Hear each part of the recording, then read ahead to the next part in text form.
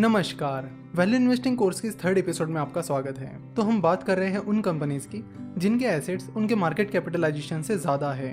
और ऐसी एक एग्जांपल है लील इलेक्ट्रिकल्स। अगर लील इलेक्ट्रिकल्स के 2017 के फाइनेंशियल्स देखे जाए तो वो काफ़ी स्ट्रॉन्ग थे। कंपनी की बैलेंस शीट स्ट्रॉन्ग थी, कंपनी अच्छा खासा प्रॉफिट भी कमा रही थी। इसी बीच 2017 में लील ने अपना बिजनेस लॉयड इलेक्ट्रिक हैवेल्स को 1600 करोड़ में बेच दिया।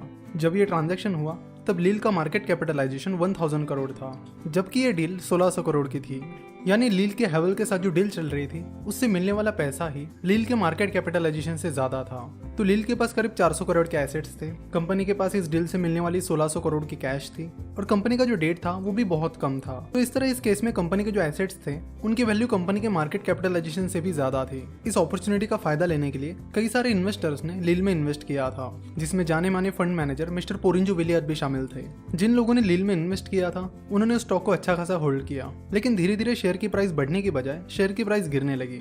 और फिर जब कंपनी के फाइनेंशियल रिपोर्ट्स पब्लिश हुए तो उसमें इन्वेस्टर्स को पता चला कि कंपनी के प्रमोटर्स ने जो फंड उन्हें हैवेल से मिला था उसे दूसरी कंपनीज में डाइवर्ट कर दिया है।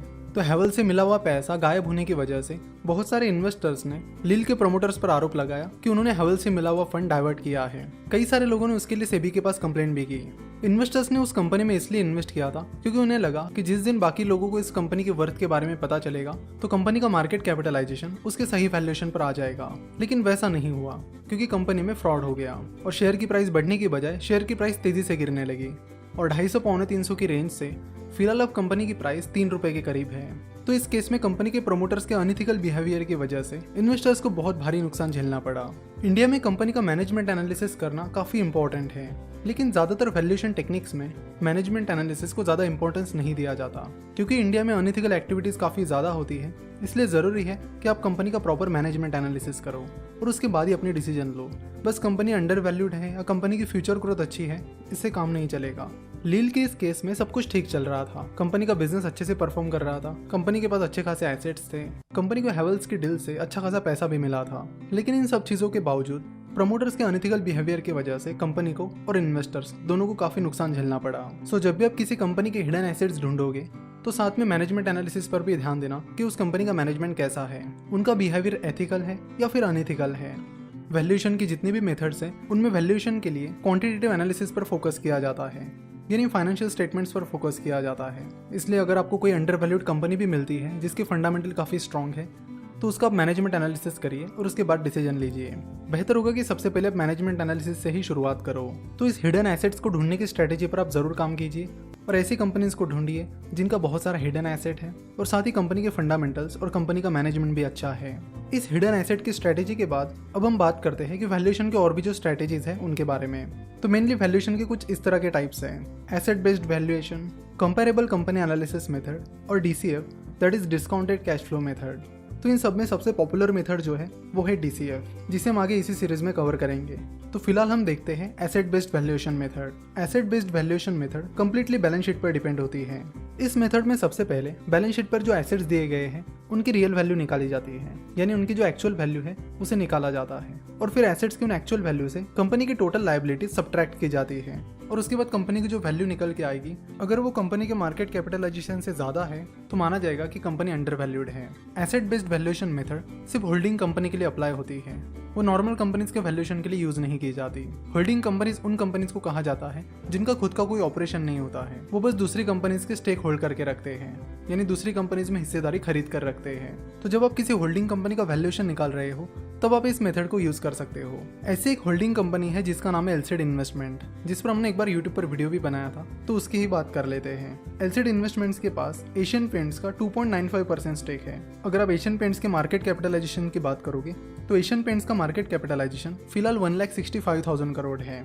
तो एलसीड इन्वेस्टमेंट के पास एशियन पेंट का 2.95% स्टेक है और 1,65,000 करोड़ का 2.95% आता है करीब 4,800 करोड़। यानी एलसीड इन्वेस्टमेंट के पास जो एशियन पेंट का स्टेक है उसकी वैल्यू फिलहाल 4,800 करोड़ रुपए है। अगर आप एलसीड इन्वेस्टमेंट की बैलेंस शीट चेक करते हो और वहाँ पर नॉन करंट इन्वेस्टमेंट चेक करते हो तो आपको पता चलेगा कि नॉन करंट इन्वेस्टमेंट की वैल्यू बैलेंस शीट पर 294 करोड़ रुपए है, जबकि उस इन्वेस्टमेंट की एक्चुअल वैल्यू उससे काफी ज्यादा है। एशियन पेंट्स के अलावा भी एलसीडी इन्वेस्टमेंट ने कई सारी इन्वेस्टमेंट करके रखी है, तो यहाँ पर बैलेंस शीट पर दिखने वाले एसेट की वैल्यू एक्चुअल एसेट से काफी कम है। तो एलसीडी इन्वेस्टमेंट की बैलेंस शीट पर आप देख सकते हो कि उसके टोटल एसेट्स की वैल्यू 296 करोड़ है। तो अगर हम उसमें एलसीडी इन्वेस्टमेंट की जो नॉन करंट इन्वेस्टमेंट है उसकी एक्चुअल वैल्यू जोड़ते हैं, यानी एलसीडी इन्वेस्टमेंट की नॉन करंट इन्वेस्टमेंट 294 करोड़ की बजाय 4800 करोड़ पकड़ते हैं, तो एलसीडी इन्वेस्टमेंट के टोटल एसेट्स हो जाएंगे 4802 करोड़। और उसमें से अगर हम एलसीडी इन्वेस्टमेंट की सारी लायबिलिटीज सब्ट्रैक्ट करते हैं जो कि 300 करोड़ के करीब है, तो हमें फाइनल फिगर जो मिलेगी वो 4500 करोड़ मिलेगी। और अगर आप एलसीडी इन्वेस्टमेंट का मार्केट कैपिटलाइजेशन देखोगे तो वो सिर्फ 14 लाख रुपीस है, जिससे हमें ये पता चलता है कि एलसीडी इन्वेस्टमेंट के जो एक्चुअल एसेट्स हैं उनकी वैल्यू एलसीडी इन्वेस्टमेंट के मार्केट कैपिटलाइजेशन से काफी ज्यादा है, जिससे हमें पता चलता है कि एलसीडी इन्वेस्टमेंट एक काफी अंडर वैल्यूड स्टॉक है।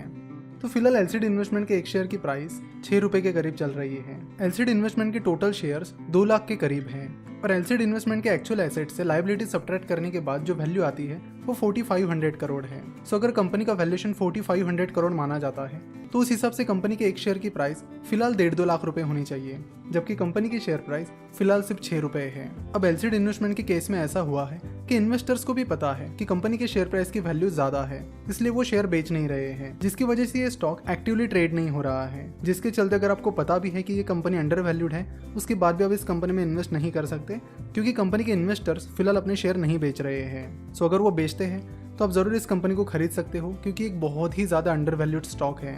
तो एसेट बेस्ड वैल्यूएशन निकालने के लिए आपको उन एसेट्स के एक्चुअल वैल्यू निकालनी पड़ेगी। पर्टिकुलरली कंपनी की जो इन्वेस्टमेंट है उसके एक्चुअल वैल्यू क्या चल रही है ये आपको पता करना होगा। तो ये जो एसेट बेस्ड वैल्यूएशन मेथड है वो आप नॉर्मली किसी भी कंपनी पर अप्लाई नहीं कर सकते। अब नॉर्मली किसी भी कंपनी का वैल्यूएशन इस मेथड से निकालोगे तो वो गलत वैल्यूएशन रहेगा, क्योंकि जब भी आप किसी कंपनी का वैल्यूएशन निकालते हो तो आपको कंपनी के अदर फैक्टर्स जैसे कि प्रॉफिटेबिलिटी, कंपनी की फ्यूचर ग्रोथ, फ्यूचर परफॉर्मेंस, इन जैसे फैक्टर्स को भी अकाउंट करना होता है, जबकि ये सारी चीजें इस मेथड में नहीं होती है। एसेट बेस्ड वैल्यूएशन मेथड पर सिर्फ बैलेंस शीट पर फोकस किया जाता है, इसलिए ये मेथड सिर्फ उन कंपनीज का वैल्यूएशन निकालने के लिए की जाती है जो होल्डिंग कंपनी है। आशा करता हूँ कि आपको एसेट बेस्ड वैल्यूएशन अच्छे से समझ में आया होगा। नेक्स्ट लेक्चर में हम वैल्यूएशन के कुछ अलग मेथड्स के बारे में बात करेंगे, साथ ही हम ये भी देखेंगे कि उस वैल्यूएशन टेक्निक को किन कंपनीज पर अप्लाई किया जाता है। ऐसे ही धीरे धीरे करके अलग अलग टाइप्स की जो कंपनीज हैं उनका वैल्यूएशन हम अलग अलग टाइप्स के वैल्यूएशन मेथड से निकालेंगे, जिनकी मदद से आप अंडर वैल्यूड कंपनीज को ढूंढ सकते हो। देखो, वैल्यूएशन की कोई भी मेथड है उसका पूरा फोकस फाइनेंशियल स्टेटमेंट्स पर होता है, जैसे कि balance sheet, cash flow statement और प्रॉफिट एंड लॉस स्टेटमेंट। इन तीनों भी फाइनेंशियल स्टेटमेंट्स का एनालिसिस हमने फंडामेंटल एनालिसिस